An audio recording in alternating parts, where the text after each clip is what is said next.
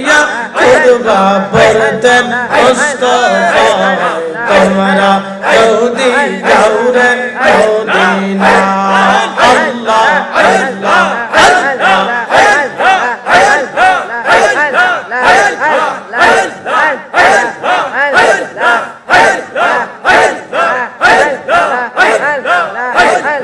ওই মদিনা শরীফের মাঝে নূরের একটি রওজা আছে গো ওই মদিনা শরীফের মাঝে আর নূরের একটি রওজা আছে গো সেই রওজাতে ঘুমিয়ে যাচ্ছেন সেই রওজাতে ঘুমিয়ে যাচ্ছেন ঈদের নবী মুস্তাফা তোমরা যদি দৌড়ে মদিনা আল্লাহ আল্লাহ আল্লাহ আওয়াজ তুলে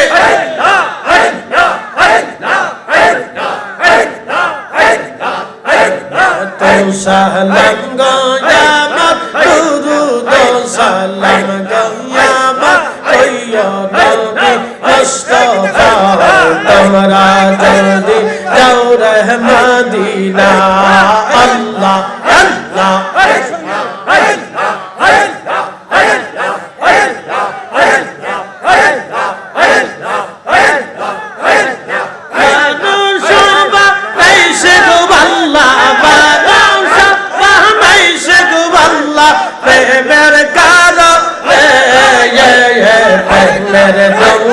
বন্দরে মদিনার শানে আল্লাহ আল্লাহ আল্লাহ হাবিবকে পাঠাইছে গো আল্লাহ হাবিবকে পাঠাইছে গো আল্লাহ প্রেমের কারণে প্রেমের ডোরে বন্দরে মদিনার শানে আল্লাহ আল্লাহ আল্লাহ আল্লাহ মানুষ বানাইছে গো আল্লাহ আদমকে বানাইল গো আল্লাহ প্রেমের কারণে প্রেমের ডোরে বন্দরে মদিনার শানে আল্লাহ আল্লাহ আল্লাহ আল্লাহ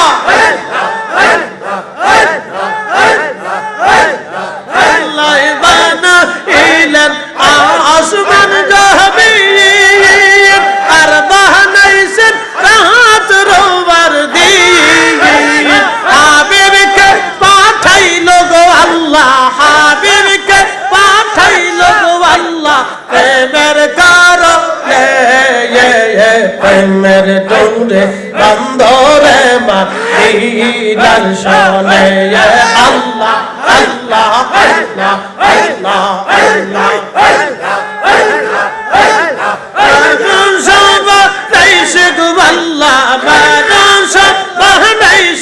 আল্লাহ প্রেমের কারণে প্রেমের ডোরে বন্দরে মদিনার শানে আল্লাহ আল্লাহ আল্লাহ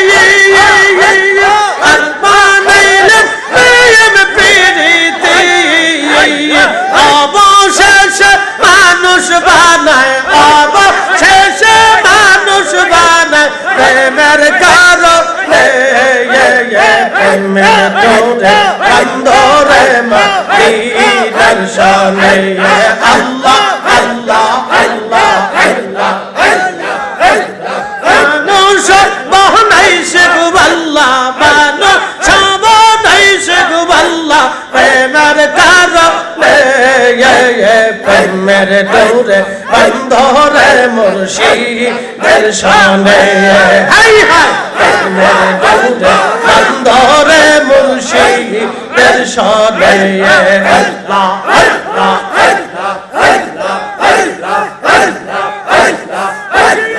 আল্লাহ বানা ইলান আল্লাহ বানা গিলান তো যাতে হইল না তার প্রেম প্রীতি আল্লাহ বানা ইলান তো যাতে হইল না তার প্রেম প্রীতি অবশেষে মানুষ বানায় অবশেষে মানুষ বানায় প্রেমের কারণে প্রেমের ডোরে বন্ধরে দর্শনে আল্লাহ আল্লাহ আল্লাহ আল্লাহ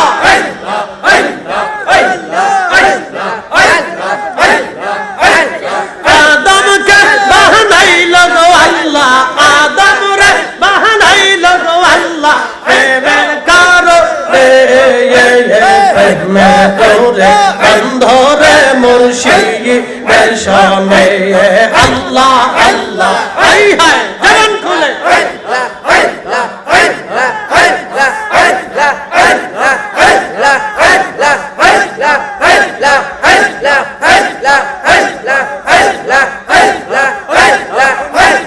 আল্লাহ বানা গিলেন আসমান জমিন আর বানাইছেন রাত রোজার দিন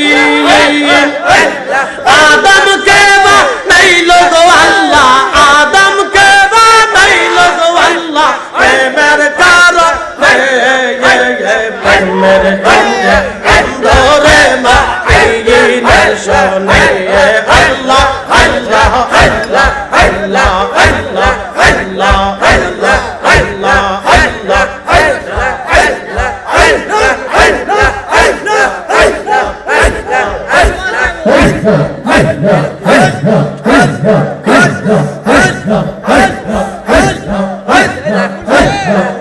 আমি কেমনে যে ভালোবাসিলাম আল্লাহ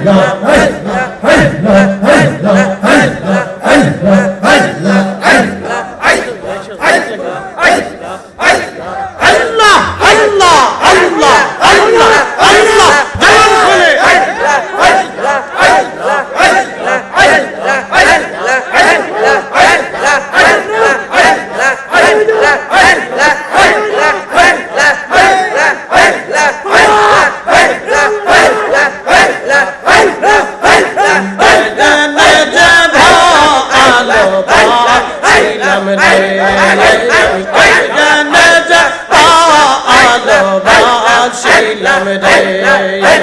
জবান খুলে তো না জানিয়া সৈনা বুঝিয়া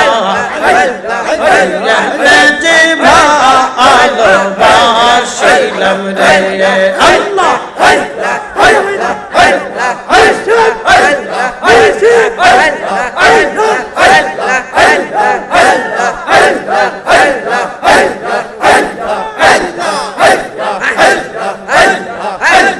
আল্লাহ তোমার লীলা খেলা কেউ বোঝে না আল্লাহ তোমার লীলা খেলা কেউ বোঝে না কাউকে রাখো রাস্তালাতে কাউকে রাখো আলখানায় কাউকে রাখো রাস্তালাতে কাউকে রাখো আলখানায় আল্লাহ তোমার লীলা খেলা কেউ বোঝে না আল্লাহ আল্লাহ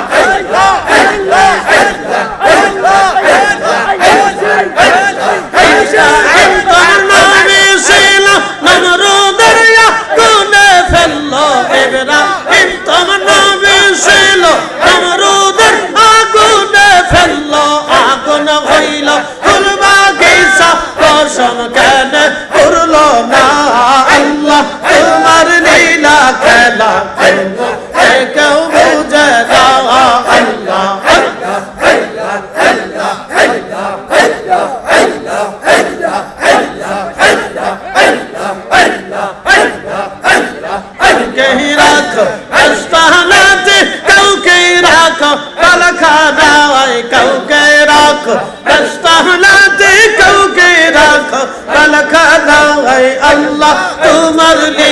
খেলা কেউ বোঝে কেউ বুঝে না আল্লাহ আল্লাহ আল্লাহ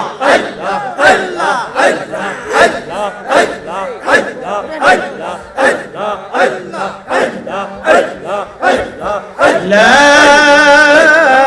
إله إلا الله محمد رسول الله صلى الله عليه وسلم যে যাহারে ভালোবাসে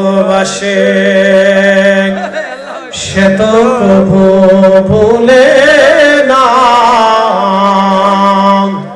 মুর্শিদ তোমায় ভালোবাসে রাসূল তোমায় ভালোবাসে তুমি তারে ভুইলো না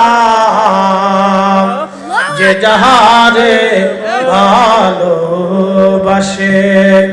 সে তো কবু ভুলে না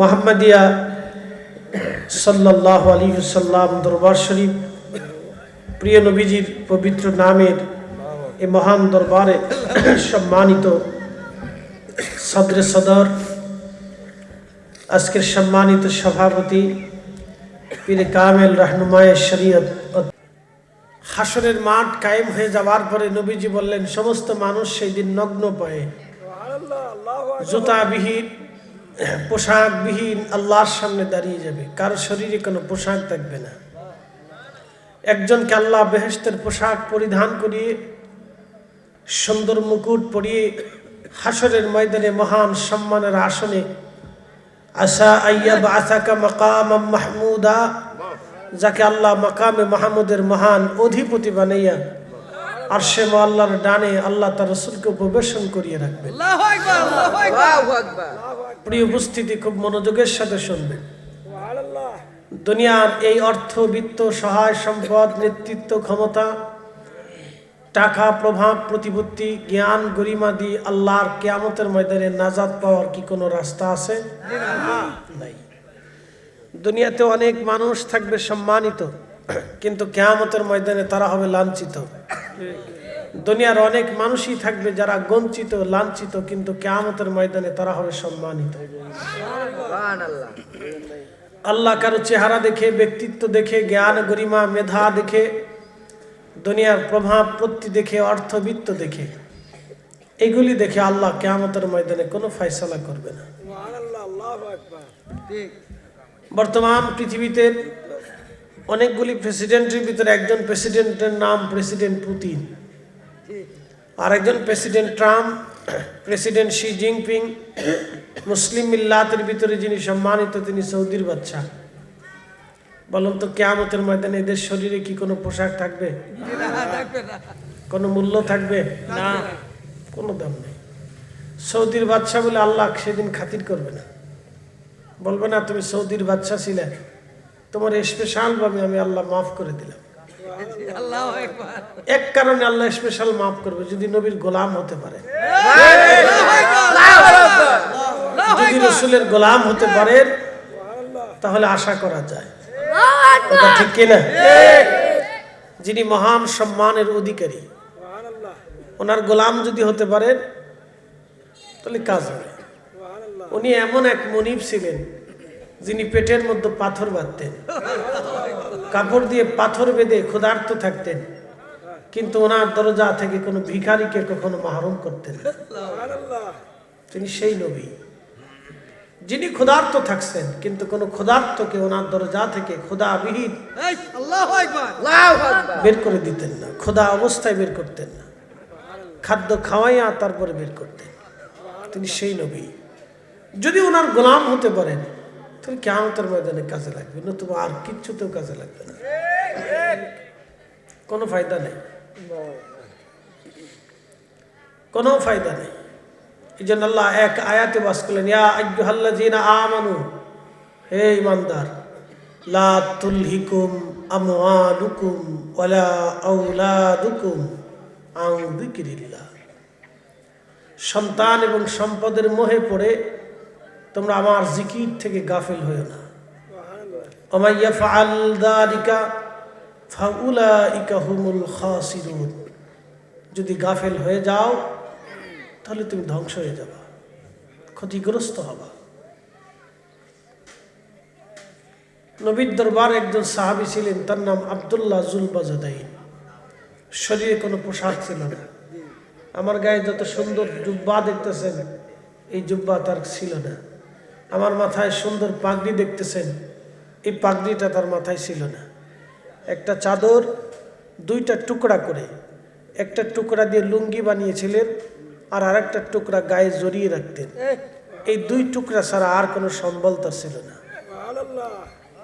কিন্তু যুবক ছিলেন, ইশকে রসুলে দুনিয়ার সব ছেড়ে দিয়ে মসজিদে নববীতে এসে জোরে জোরে জিকির করতেন, আল্লাহ আল্লাহ আল্লাহ। আমরা জোরে জোরে জিকির করলে অনেকে ভাবে এরা বুঝি পাগল ছাগলই হবে। কি কথা বলেন, ঠিক আছে কিনা?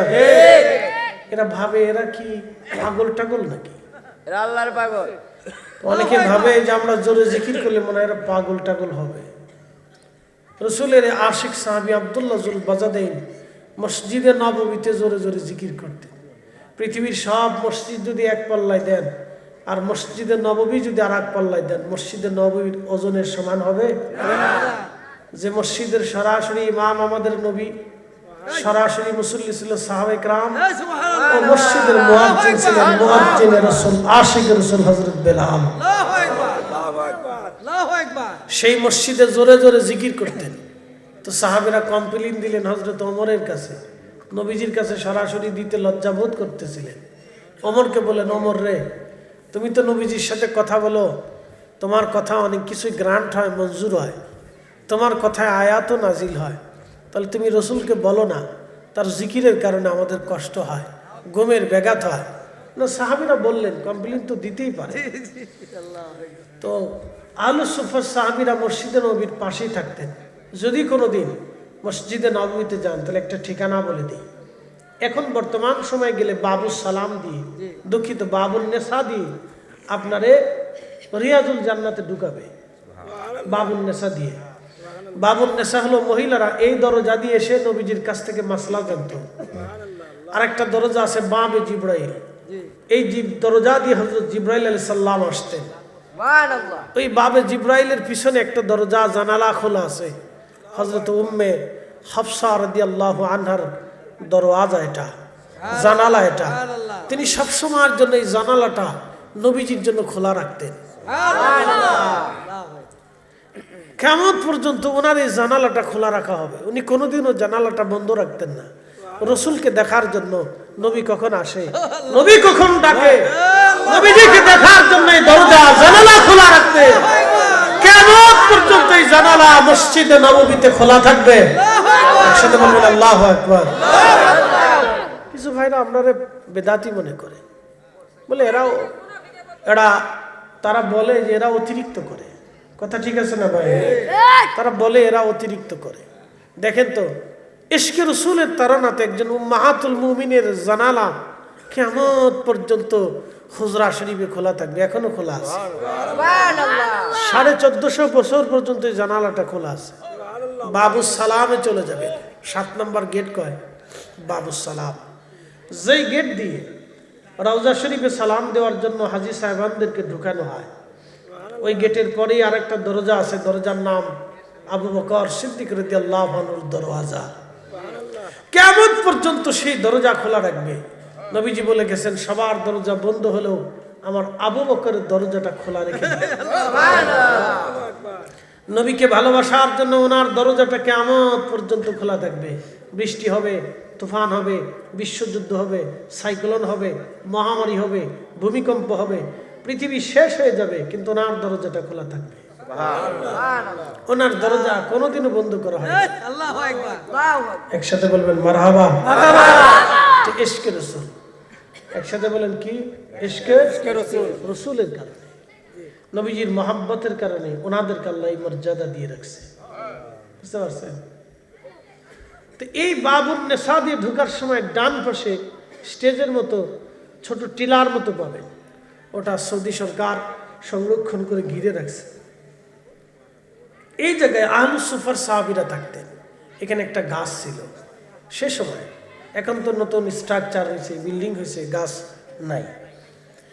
সেই সময় গাছ ছিল, সেখানে কোনো ঘর ছিল না। এই গাছের নিচে ওই আহলুস সুফার সাহাবীরা থাকতেন। নবীজির বাড়ি কোনো খাবার আসলে খাইতেন, না আসলে না খেয়ে থাকতেন। অনেক ভাইরা পীর মাশাইখদের বাড়িতে কিছু হাদিয়া আনে না, আনে না? অনেকে ভাবে দেখছো পীরের ব্যবসা খুব ভালো ব্যবসা, বলে না ভাই? বলে পীরের ব্যবসা অনেক ভালো ব্যবসা। এরা বসে থাকে আর মুরিদরা খাবার নিয়ে চলে আসে। কেন মিয়া? যারা ব্যাংকের ওই সিস্টেম চালু করেছে, নাম দিচ্ছেন ইসলামী ব্যাংক। ইসলাম কবে হলো ব্যাংক, আবার ইসলাম কবে হয়? আর ইসলাম কবে ব্যাংক হয়? আমাকে একটু বুঝান তো। তা আপনি এই সিস্টেম চালু করিয়ে অটোমেটিক পকেটের ভিতর টাকা নিয়ে আসবেন, আর পীরের বাড়ি মানুষ কিছু হাদিয়া নিলে নাজায়েজ হয়ে যাবে, এই সময় আপনি চোখে দেখেন না, কারণটা কি? ভণ্ডামির একটা জায়গা থাকা উচিত। কি কথা বল না? আরো আছে তো, আরো তো আছে। মসজিদের খতিব ইমাম সাহেবদেরকে মানুষ কিছু হাদিয়া দেয় না ভাই?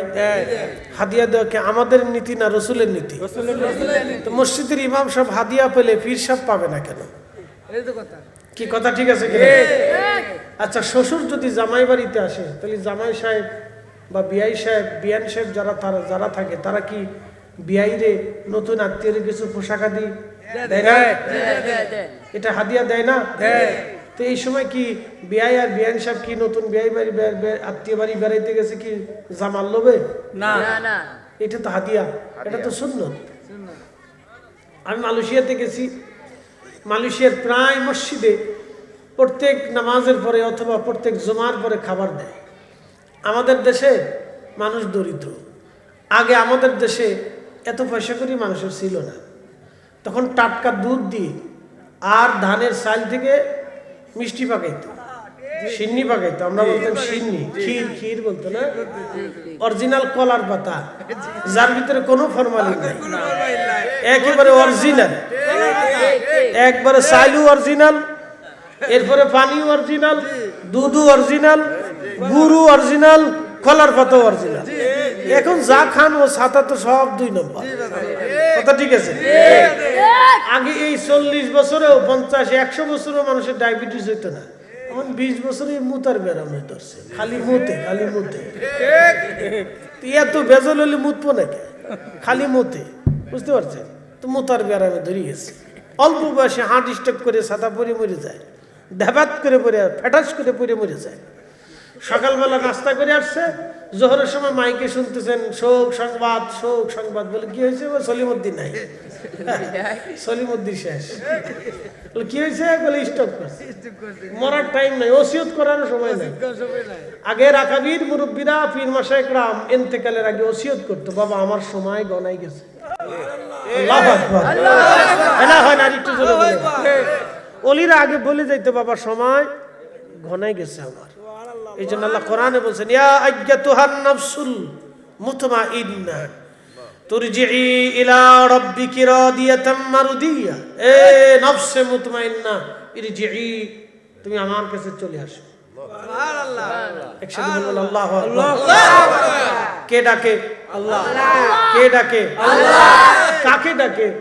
নফসে মুতমাইন্নাহ, যারা প্রশান্ত আত্মার অধিকারী, আল্লাহর ওলি, বুজুর্গ, আশিক রাসূল, আল্লাহ তাদেরকে ডাক দেয়, ইরজিই ইলা রাব্বিকি রাদিয়াতাম মারদিয়া, তোমরা আমার সন্তুষ্টির দিকে চলে আসো, আমার খুশির উপরে চলে আসো।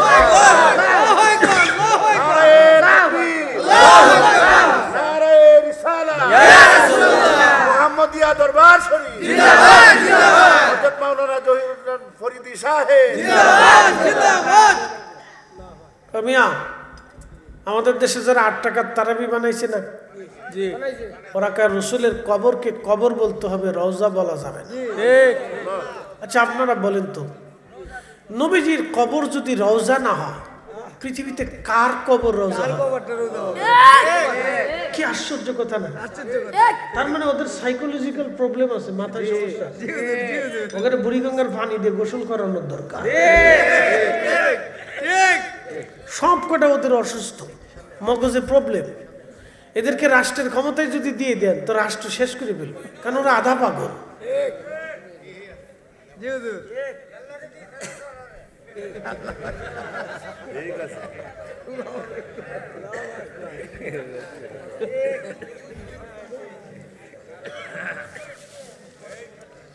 আমার দিকে তাকান,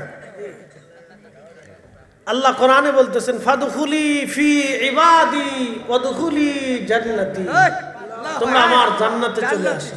ওলিদের কবর আল্লাহ জান্নাত বানায়, শহীদদের কবর আল্লাহ জান্নাত বানায় দেয়, এই আশিকে রাসূলদের কবর আল্লাহ রওজা বানায় দেয়। এই কথা কর না কেন? আমি বানাই না, আল্লাহ বানায়। কে বানায়? কে বানায়?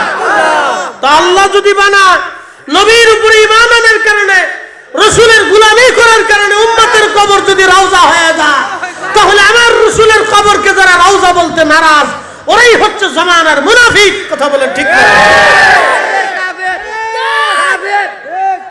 আল্লাহ এগুলি ফিতনা থেকে আমরা হেফাজত করুন।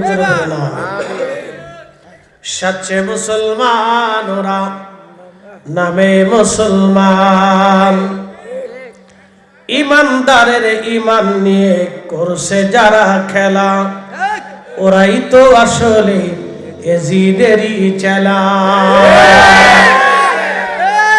দাড়ি টুপি পাগড়ি আছে দেখতে মাওলানা, ভিতরে নাই নবী প্রেম ইয়াজিদে ভরা।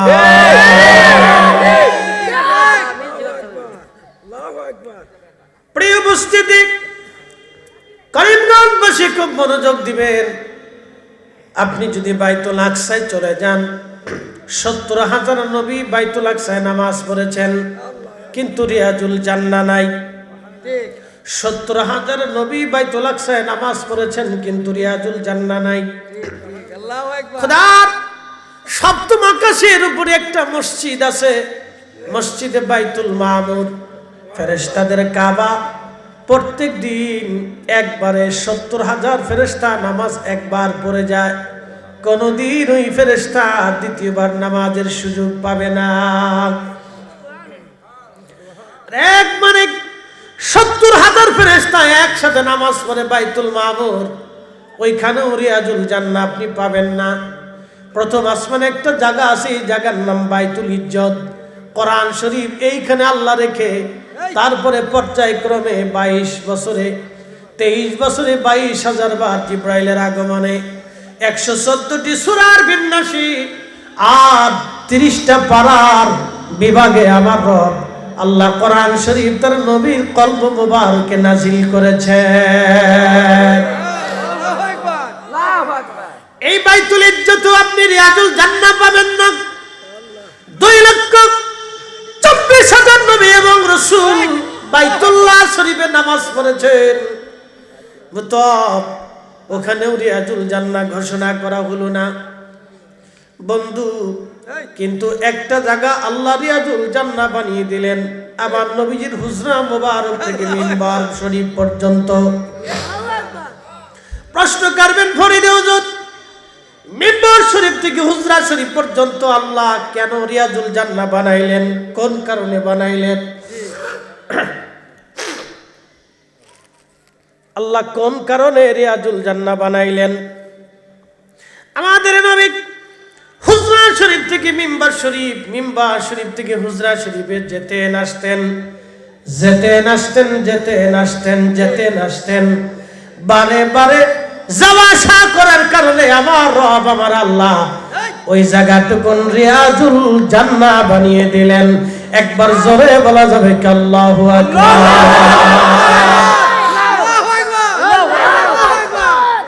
তোমার ওই নাম শুনিলাম, এই চোখে দেখলাম না। তোমার ওই নাম শুনিলাম, এই চোখে দেখলাম না। এই সুর যদি শুনে থাকো, একবার দেখা দাও না। এই সুর যদি থাকো, একবার দেখা দাও না। হে রাসূল তোমায় ভালোবাসি, অন্তরে শুধু মুখে নয়, জান্নাতের আশায় নয় হে রাসূল, জাহান্নাম কেউ ডরি না, জাহান্নাম কেউ ডরি না।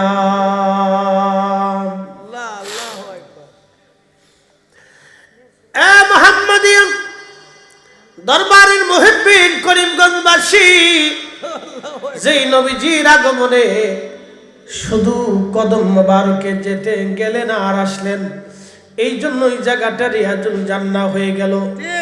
যদি কোনোদিন মদিনাতে যান, ওই জায়গায় যদি নামাজ পড়েন, তাহলে বুঝবেন খোদার বেহেশতের ভিতরে আপনি নামাজ পড়ে এসেছেন। কারণ ওই জায়গাটা আমার নবীজির পবিত্র বাসস্থান জান্নাতুল ফেরদাউসের সাথে আমার আল্লাহ এই জায়গাটা সংযুক্ত করে দেবে। হ্যাঁ, চিৎকার করে বলেন আল্লাহু আকবার। শ্রেষ্ঠ নবী দিলাম রে তোরি নিতে রোজা হাসরে, শ্রেষ্ঠ নবী দিলাম রে তোরি নিতে রোজা হাসরে, পথ না ভুলি তাই তো দিলে পাক কুরআনের বাণী, খুদা তোমার মেহেরবানি। সুন্দর ফুল সুন্দর ফল মিঠা নদীর পানি, খুদা তোমার মেহেরবানি, খুদা তোমার মেহেরবানি। ওই জায়গাটা জান্নাতের অংশ, প্রিয় নবীজির বাসস্থানের অংশ। যদি কোনোদিন ওই রিয়াজুল জান্নায় বসে দুহাত বাড়াইতে পারেন, হাজিরিন ভাববেন আপনি খোদার জান্নাতে বসে বসে দোয়া করেছেন। রাসূলের কারণে ওই জায়গাটা রিয়াজুল জান্নাহ হয়ে গেল। ওই সেই পবিত্র মিম্বর শরীফের নিচে একটা খেজুর গাছের কাঠ, এখনো পর্যন্ত ওই কাঠটাকে দাফন করে রাখা হয়েছে। এই খেজুর গাছের কাঠের নাম উস্তুনে হান্নানা। নবীজির সাহাবীরা এসে বলেন, হুজুর অনুমতি যদি দেন একটা নতুন মিম্বার শরীফ বানিয়ে আনি। ওই সেই মিম্বার, যেই মিম্বরে নবীজি খুতবা দিয়েছিলেন, সেই মিম্বার বানিয়ে আনা হলো। এতদিন নবীজি সেই উস্তুনে হান্নানার সাথে হেলান দিয়ে খুতবা দিতেন। মিম্বরে বসলেন, মিম্বরে দাঁড়িয়ে গেলেন, পিছন দিক থেকে উস্তুনে হান্নানা ডুকরি ডুকরি জিন্দা হয়ে কাঁপতে লাগলো। মরা কাঠ জিন্দা হয়ে গেল, মানুষের মতো ফুফি ফুফি কাঠ কান্না করতে লাগলো। সাহাবীরা চিন্তিত, ব্যাপার কি? আমরা এতগুলি মানুষ মসজিদে নববীর ভিতরে বসা, কেউ তো কান্না করে না রে। কেউ কারো চেহারার দিকে তাকাইতে লাগলো, দেখি কে কান্না করে। দেখে কেউ কান্না করে না। নবীজি খুতবা ছেড়ে দিলেন, পিছনের দিকে তাকিয়ে দেখলেন উস্তুনে হান্নানা মরা কাঠটা জিন্দা হয়ে কান্না শুরু করে দিয়েছে। আল্লাহ নবীজি উস্তুনে হান্নানাকে জড়িয়ে ধরলেন, বুকের ভিতরে জড়িয়ে ধরে বললেন, উস্তুনে হান্নানা কাঁদো কেন? বলে, হুজুর বিরহ বেদনায় আমি কাঁদি, বিরহ বেদনায় কাঁদি। কিসের বিরহ বেদনা তোমার? ইয়া রাসূলুল্লাহি, আপনি এতদিন আমার সাথে হেলান দিয়ে খুতবা দিতেন, আজকে নতুন মিম্বর আনা হয়েছে, ওই মিম্বরে দাঁড়িয়ে খুতবা দিচ্ছেন। আমি উস্তুনে হান্নানা বুঝতে পেরেছি কোনদিন আপনি আর আমার সাথে হেলান দিবেন না। এই বিরহ বেদনায় আমি কাঁদি, এই বিরহ বেদনায় আমি কাঁদি। দেখেন বিরহ বেদনার কান্না কখনো মানুষের যায় না। সন্তান যদি মারা যায় মা বিরহ বেদনায় কাঁদতে থাকে, মার কান্না কোনোদিন শেষ হয় না, বাবার কান্নাটাও কোনোদিন শেষ হয় না। সন্তান যদি আগে মারা যায় বাবা মার বিরহ বেদনার কান্না কোনোদিন শেষ হয় না। বাবা বৃদ্ধ হয়ে গেল সন্তানের বিরহে পড়ে বাবা কাঁদে। হযরতে ইউসুফ যখন হারিয়ে গেল, হযরতে ইউসুফের ভাইরা যখন কুয়ার মধ্যে তারে ফেলে দিল, বিরহ বেদনায় কেঁদে কেঁদে কেঁদে কেঁদে হযরত সাইয়্যিদুনা ইয়াকুব আলাইহিস সালামের চোখের পানি পড়ে পড়ে চোখ অন্ধ হয়ে গেল। তোমার ওই নাম শুনিলাম, এই চোখে দেখলাম না। তোমার ওই নাম শুনিলাম, এই চোখে দেখলাম না। এই সুর যদি শুনে থাকো একবার খাবে আসো না। এই সুর যদি শুনে থাকো একবার দেখা দাও না। হে রাসূল তোমায় ভালোবাসি, অন্তরে শুধু মুখে নয়, জান্নাতের আশায় নয় হে রাসূল, জাহান্নামকে ডরি না। হযরতে ইউসুফের বিরহ বেদনায় হযরত ইয়াকুব আলাইহিস সালাতু ওয়াস সালাম কেঁদে কেঁদে হয়রান হয়ে চোখ অন্ধ হয়ে গেল। একেবারে চোখ অন্ধ করে ফেললেন হযরত ইয়াকুব। হযরত ইয়াকুব অন্ধ হয়ে গেলেন। প্রিয় নবীর বিরহ বেদনাতে হযরত বেলাল পাগল পারা হয়ে গেলেন। নবীজির বিরহ বেদনায় উটের নাম ছিল কাসওয়া। নবীজি বলতেন আমার উট কাসওয়া আমাকে ভালোবাসে, আমিও কাসওয়াকে ভালোবাসি। সাহাবীরা রে এই কাসওয়ারে ছাড়া আমি জান্নাতে যাব না। প্রিয় নবীর ইন্তেকালের পরে কাসওয়া 3 দিন পর্যন্ত মানুষের মতো কেঁদেছিল চিৎকার মেরে মেরে। তার কেউ পানি পান করাইতে পারে নাই, তার কেউ খাবার খাওয়াইতে পারে নাই। নবীর বিরহ বেদনায় 3 দিন পর্যন্ত কেঁদে পশু ওই কাসওয়া 3 দিন পরে আত্মাহুতি দিয়ে কুয়ার মধ্যে ঝাঁপিয়ে পড়ে বিরহ বেদনা সহ্য করতে না পেরে সে ঝাঁপিয়ে পড়ে মারা গেল।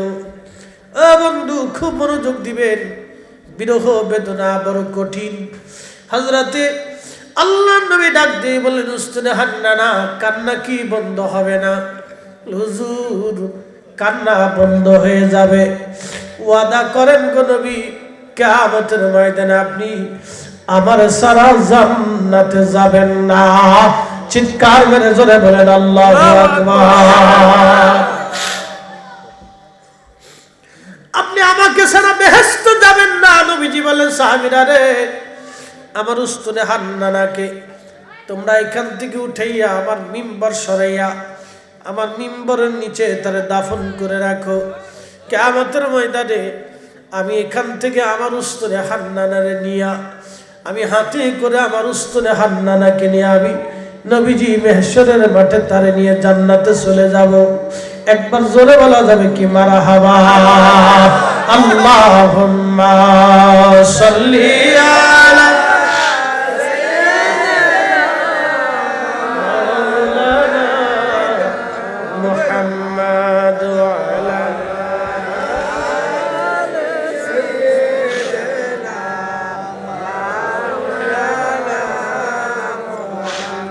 اللهم صل على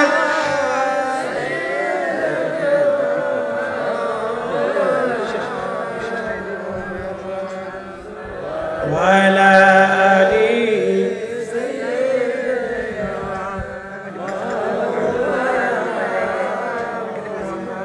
হয় না আরেকটু জবান খুলে আল্লাহুম্মা সাল্লি আলা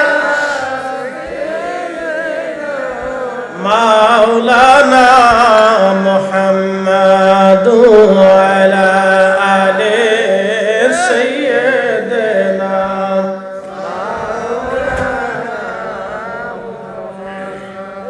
কোথায় আছেন প্রাণের হাবিব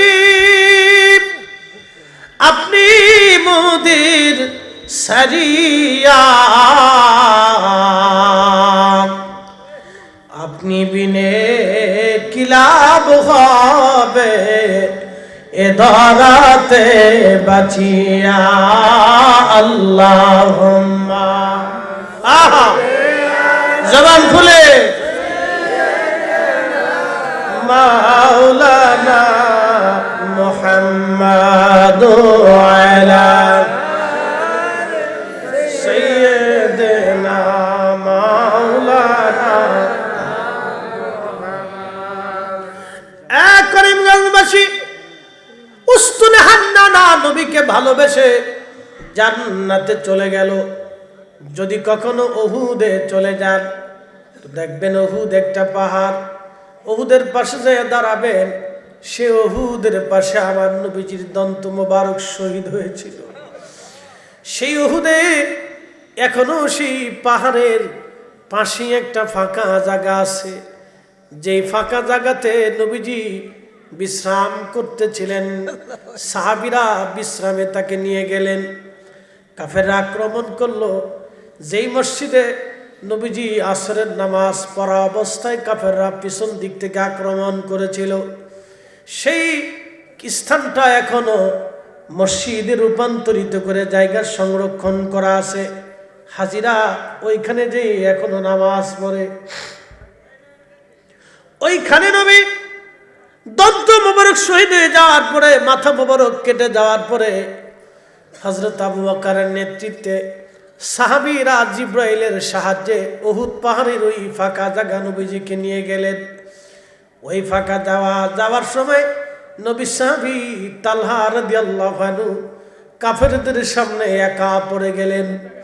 শত শত কাফেররা নবীকে মারার জন্য তীর আর বর্ষা নিয়ে আক্রমণ করলো। বীর পাহলওয়ান আর সেই বীর মুজাহিদ হযরতে তালহা একা লড়াই করতে লাগলেন। প্রচন্ড যুদ্ধ করতেছিলেন। গার্জন দিয়ে তালহা যুদ্ধ করতেছিলেন সেই তলোয়ার দিয়ে। নবীজি সেই তলোয়ারের মর্যাদা বলতে যায় বলেছেন, আমার এই তালহার তলোয়ার নিচে কেউ যদি মারা যায় তাহলে সে জাহান্নামে যাবে। সেই তলোয়ার দিয়ে তালহা যুদ্ধ করতেছিলেন একা শত শত মানুষের সাথে। যুদ্ধের একটা পর্যায়ে নবীজিকে সাহাবীরা সেই পাহাড়ের সেই ফাঁকা জায়গাটা উহুদের ফাঁকা জায়গায় নিয়ে গেলেন, কিন্তু তালহা ততক্ষণে জমিনে পড়ে গেলেন। একটা না দুইটা না ৭৯টা আঘাত হযরত তালহার শরীর থেকে ঝাঁঝরা করে ফেলেছিল। ঝাঁঝরা হয়ে গেছিল শরীর, কিন্তু নবীকে বাঁচাইতে হবে। ইশকে রাসূলের সেই দিন তালহা নিজের জীবনকে কাফেরদের সামনে বিলিয়ে দিলেন। শত শত বেঈমানের সাথে একা লড়াই করেছিলেন তালহা। আহা, নবীজিকে নিয়ে যাওয়া হলো সেই উহুদের পাহাড়ের ফাঁকা জায়গা। নবী বলতেন, উহুদ আমারে ভালোবাসে, আমি উহুদকে ভালোবাসি। আলা বাবিন মিন আবওয়াবিল জান্নাহ, উহুদ হলো জান্নাতের একটা পাহাড়। সাহাবীরা রে, জান্নাতে ঢুকার পরই দরজার পাশে আমার উহুদ পাহাড় রে তোমরা দেখতে পারবা। আল্লাহু আকবার। আরে উহুদ পাহাড় জান্নাতে চলে গেল নবী ভালোবেসে। উস্তুনে হান্নানা জান্নাতে চলে গেল নবী ভালোবেসে। আর কাসুয়া উট জান্নাতে চলে গেল নবী ভালোবেসে।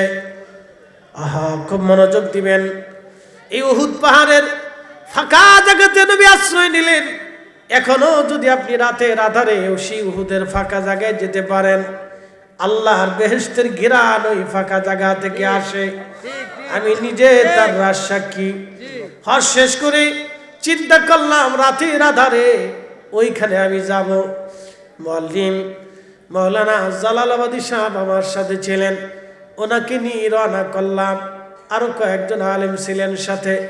আমরা 5-6 জনের ছোট্ট একটা টিম একটা গাড়িতে করে রাতের আধারে চলে গেলাম। এশার নামাজের সময় উহুদে চলে গেলাম। তখন রাত, কোনো পাহারাদার থাকে না, তার কাটা কাটা ছিল। ভিতর দিয়ে ঢুকে উহুদের সেই ফাঁকা জায়গায় চলে গেলাম। খোদার কসম, এই মাহফিল সাক্ষী, যে রবের হাতে আমার জীবন, যেই রব সূর্য উঠায় আবার সূর্য ডুবায়, যিনি আকাশ থেকে বাড়ি বর্ষণ করে জমিনকে সজীব বানায় দেয়, যিনি জমিনে কোটি কোটি মন পানি দিয়ে হাওড়ার বাওরকে ভরিয়ে দেয়, আবার এই পানিগুলি তিনি আবার সাগরে নিক্ষেপ করে নিয়ে চলে যায়, সেই মালিকের কসম করে বলি, উহুদের ওই ফাঁকা জায়গার কাছে যখন গেলাম, বাতাসে শুধু সুঘ্রাণ আসতে থাকে। পৃথিবীর কোন আতরি ঘেরান আপনি পাবেন না, ঘেরান আপনি পাবেন না। 1450 বছর পরে ওইখান থেকে এখনো বেহেশতের ঘেরান আসে। 1450 বছর পরে ওইখান থেকে এখনো জান্নাতের ঘেরান আসে। দীর্ঘ সময় আমরা ওইখানে বসে রইলাম, শুধু ঘেরান আর ঘেরান আসতে লাগলো।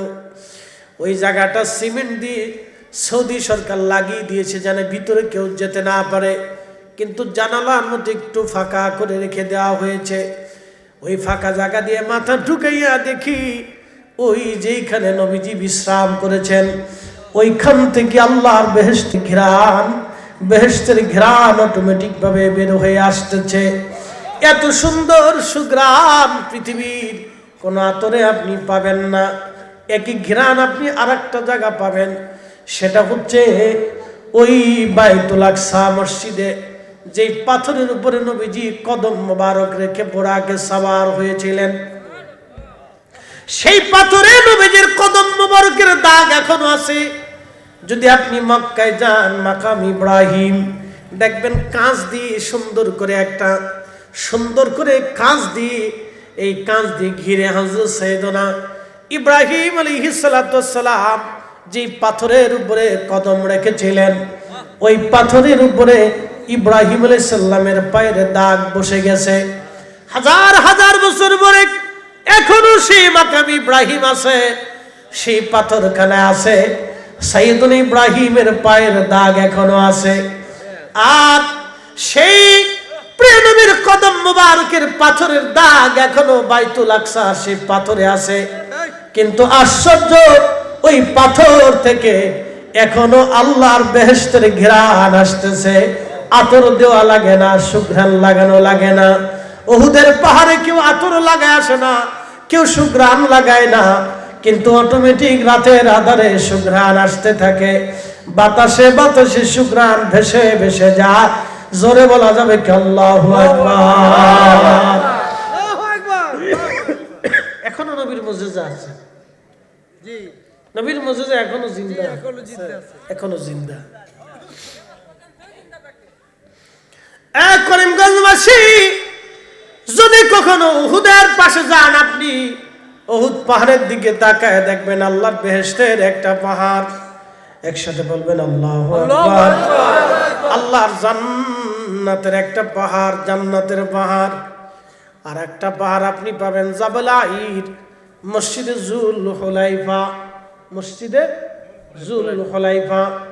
যদি কখনো মদিনাতে আপনাদের বিমান নামে, সবার আগে যদি মদিনায় যান, তাহলে ওই জুল হুলাইফা মসজিদ থেকে আপনাকে হেরাম বাঁধতে হবে।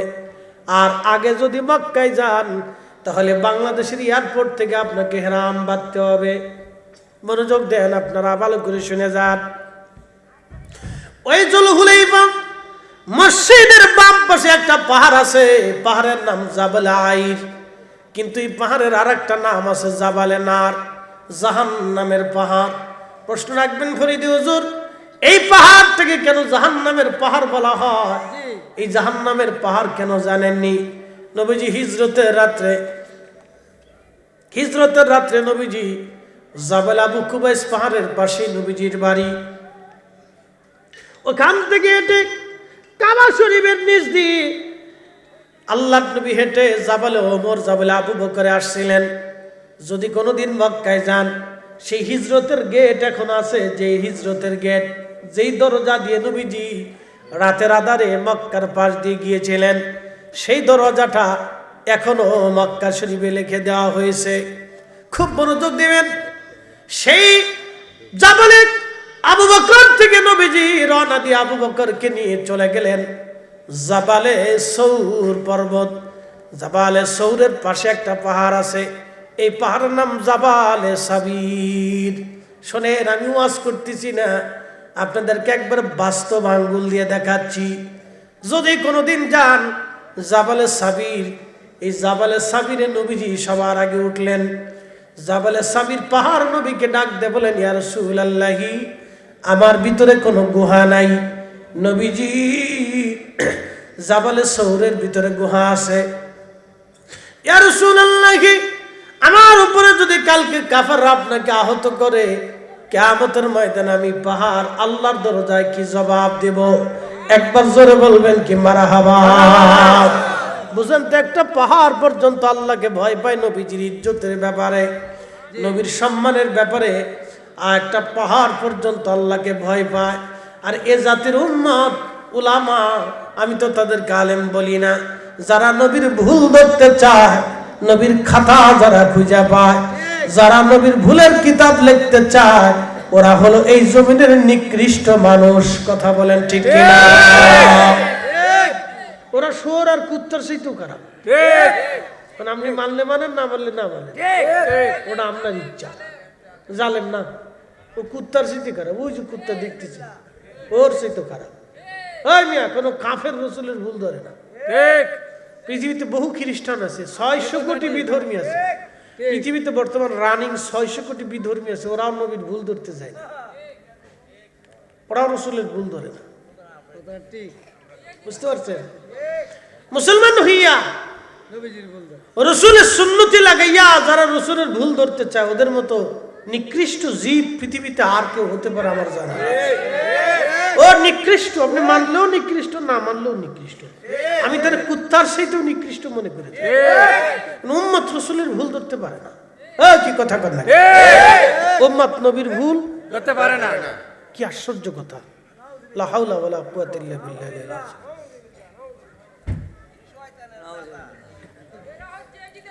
আমি আপনাদেরকে একটা কথা বলি, বলেন তো, এই যে সামনে একটু বুঝে, এটার নাম কি? একসাথে বলে, পানি। এই পানির ভিতরে যদি আমি 1 ফোঁটা গরুর পেশাব ছেড়ে দিই, পানি কি আর পানি থাকবে? না, পানি হারাম হয়ে যাবে না? তো 1 গ্লাস অথবা 1 বোতল পানিকে হারাম করার জন্য 1 ফোঁটা গরুর পেশাবই যথেষ্ট। তা আপনার সারা জীবনের জিন্দিগি নষ্ট করার জন্য আল্লাহ রসুলের সাথে 1 মুহূর্ত বেয়াদবি যথেষ্ট। আপনাকে বুঝতে হবে, ইমান বড় দামি জিনিস, এটি ইচ্ছা করলে কেউ পায় না।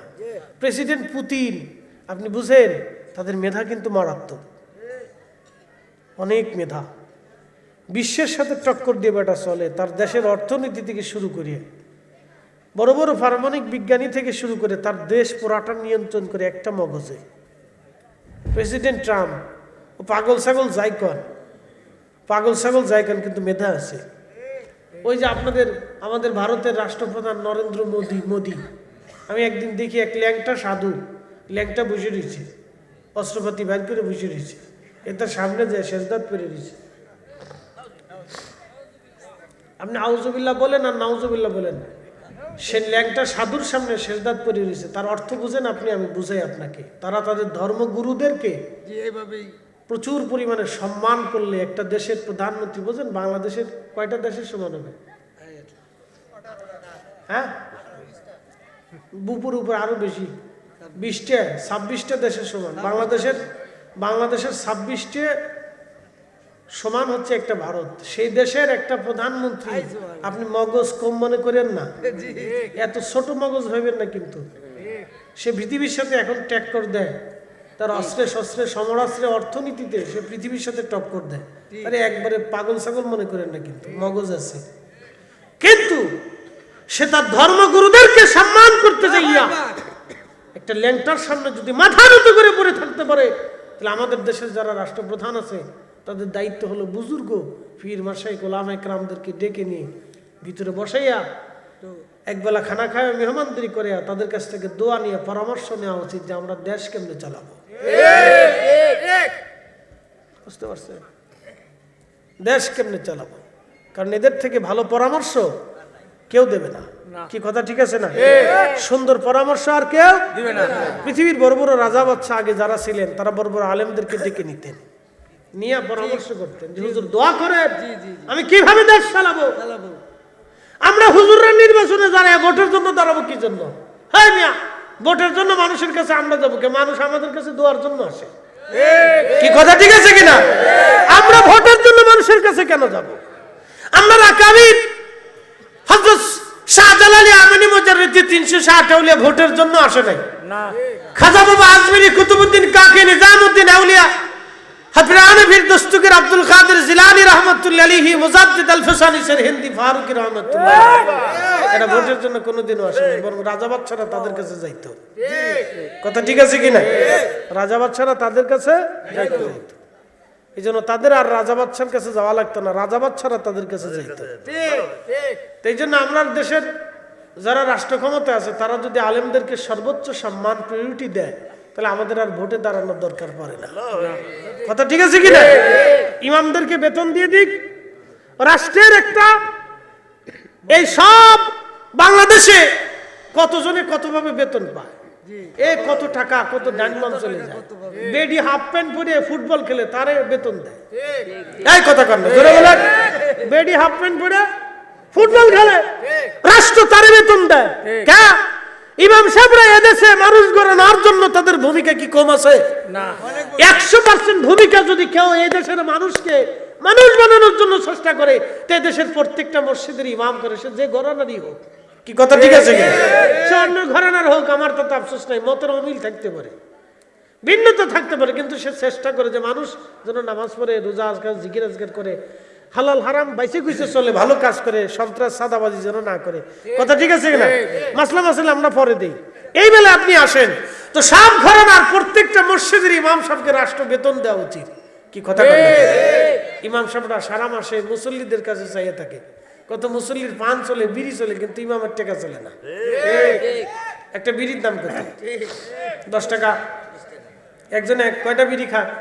মিনিমাম 10টা বিড়ি খায়। তো প্রত্যেকদিন বিড়ির পিছনে 100 টাকা চলে যায়, তো মাসে কত গেল? 3000 টাকা চলে যায়। একবার সর্বনিম্ন গেল 1500 টাকা শুধু বিড়ির পিছনেই চলে যায়। তো 1500 টাকা যদি বিড়ির পিছনে চলে যায়, মসজিদের ইমাম সাহেবের জন্য কি 200 টাকা হয় না?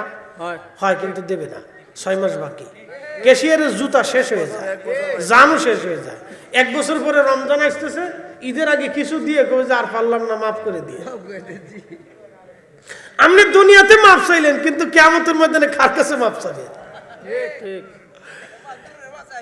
সেদিন ইমাম সাহেবের কাছে ঘুরতে হবে, ইমাম সাহেব হুজুর মাফ করে দেন। ইমাম সাহেব হুজুর কবে আইসি গেট আউট, চলে যান, আজকে আর সুযোগ টুযোগ নাই। বিপদ আছে। আমরা ভোটের জন্য দাঁড়াবো কে? ভোটের পিছনে আমরা দৌড়কে, ভোট আমাদের পিছনে দৌড়।